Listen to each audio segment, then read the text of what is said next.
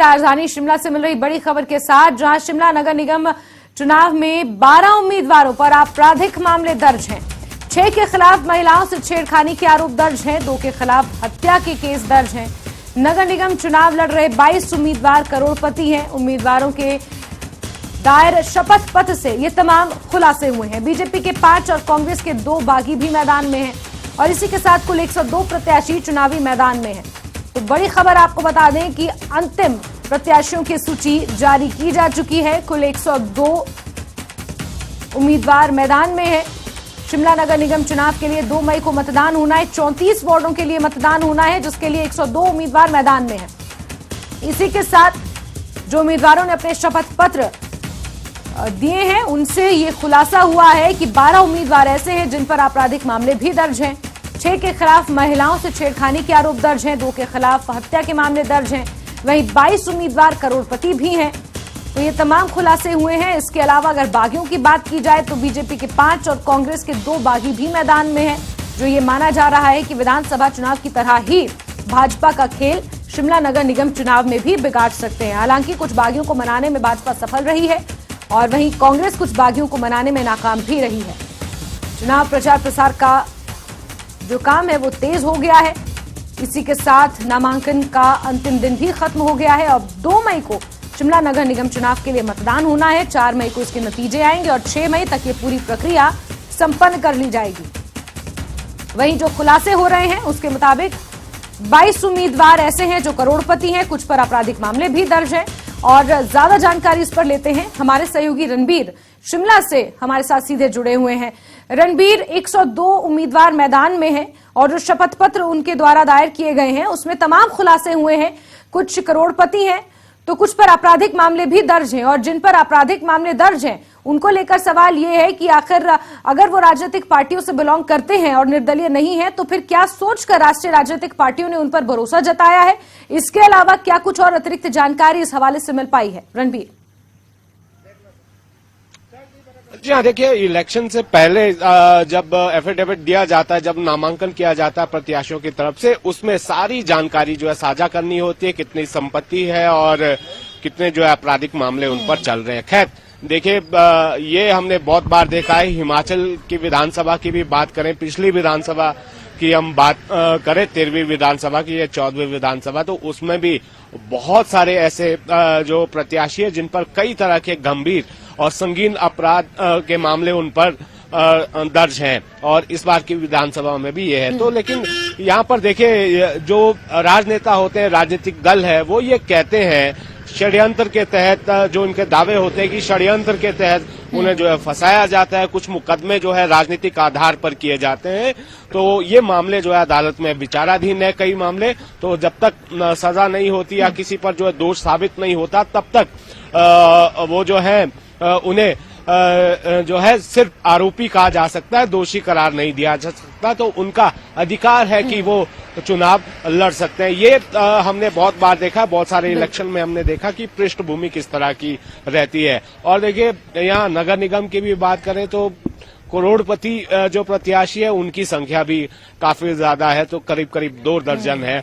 तो उनकी संपत्तियों की बात करें तो ये भी हमने देखा कि हमने जो है एक जगह पर हमने ये देखा, जो संजौली के साथ लगता जो सांगटी वार्ड है, वहां पर एक प्रत्याशी माकपा का ऐसा है जो चंदा मांग रहा है। वो ये कह रहा है कि उसके पास जो है इलेक्शन लड़ने के पैसे नहीं है, खर्च बहुत ज्यादा होता है। खैर, इसको हम दूसरी तरह से भी देख सकते हैं, चुनावी टैक्टिक्स भी होती है, कई तरह के प्रलोभन किए जाते हैं, कई तरह की बातें जो है कही जाती है। खैर, अब देखना होगा कि ये सारी बातें जनता के सामने है, जनता जो है जानती है। खासकर इन इलेक्शन की बात करें, पार्षद जो होता है, पार्षद का जो चुनाव होता है वो बिल्कुल लोकल मुद्दे पर आधारित होता है। उस पार्टी से ज्यादा उस व्यक्ति की अपनी जो पहचान है, उसकी जो रेपुटेशन है, उसका जो चरित्र है, उस पर जो है निर्भर रहता है। तो देखना होगा कि इसमें जनता किसे यहाँ पर चुनती है। तो कुल मिलाकर इलेक्शन की बात करें, राजनीति के लिहाज से कांग्रेस और भाजपा के बीच में सीधी टक्कर है। हालांकि आम आदमी पार्टी ने 22 प्रत्याशी उतारे हैं, माकपा की ताकत बेहद सीमित हो गई है, मात्र 4 प्रत्याशी उन्होंने उतारे। तो सीधी टक्कर भाजपा और कांग्रेस के बीच है। कांग्रेस को थोड़ा सा एज जरूर है, लेकिन भाजपा भी ये कह रही है कि सत्ता में वापसी वो यहाँ नगर निगम की सत्ता में वापसी भाजपा करेगी। कुल जो है मात्र पिछले कल नामांकन वापसी का दिन था, मात्र 5 प्रत्याशियों ने जो है अपना जो नामांकन है वो वापस लिया है। सीधे तौर पर एक प्रत्याशी कांग्रेस के पक्ष में और एक प्रत्याशी जो है भाजपा के पक्ष में उन्होंने जो है अपना नामांकन वापस लिया है। लेकिन कांग्रेस की अगर हम बात करें तो पूर्व में मेयर रहे हैं सोनलाल, जो कृष्णनगर वार्ड से आते हैं, वो चुनावी मैदान में खड़े हैं और उन्हें जो चुनाव चिन्ह आवंटित किया गया है वो जो निशान है वो कार है। तो देखना होगा कि उनकी जो कार है कितनी तेज गति से दौड़ेगी या फिर वो पिछड़ जाएगी। यहाँ पर राज्य सरकार तो बिल्कुल रणबीर, इस बीच अहम सवाल ये खड़ा होता है कि किस तरीके से बागी खेल बिगाड़ सकते हैं, क्योंकि जिस तरीके से आप जानकारी दे रहे हैं कि भाजपा के 5 बागी हैं अभी तक जिन्होंने नाम वापस नहीं लिया और अब लेंगे भी नहीं क्योंकि खत्म हो चुका है नाम वापसी का दिन। वहीं कांग्रेस के 2 बागी भी मैदान में हैं जिन्हें मनाने में कांग्रेस असफल रही है। इसके अलावा बागी ही नहीं, खेल बिगाड़ने के लिए आम आदमी पार्टी के भी लगभग 20 से ज्यादा उम्मीदवार मैदान में है, कुछ माकपा के हैं और 9 के आसपास निर्दलीय भी मैदान में है। रणबीर, जो ऐसा माना जा रहा है कि खेल बिगाड़ सकते हैं भाजपा और कांग्रेस का।